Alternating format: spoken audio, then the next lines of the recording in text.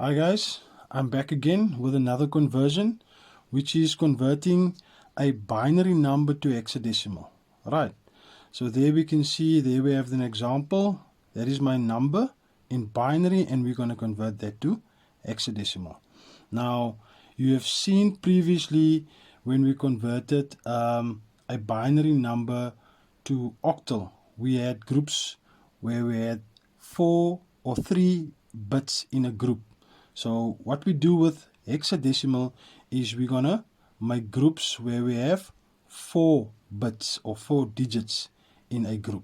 Alright, so the first one is gonna be 1111, and my next one will be 0110. So what you need to do is you need to write the equivalent down for each binary number which you have here. So the equivalent for that 1111 is going to be F for hexadecimal, and the equivalent for 0110 is going to be 6. And just plain and simple, just combine these two, and that will be 6F 16 to the base of 16 in hexadecimal. Very, very short explanation again, and a very easy calculation to do. Thank you very much.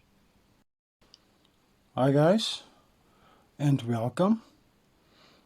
We will now have a look at converting an hexadecimal number to a binary number or a binary system.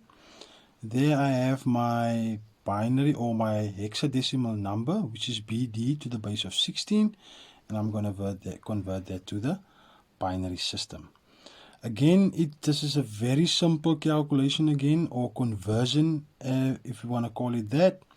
All you need to do is you basically take these two apart and then write down what is the binary equivalent for each of those. Right.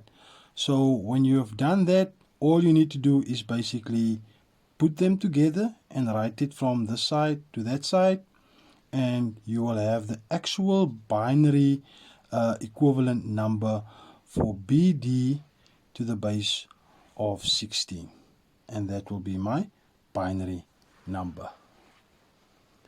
Thank you very much.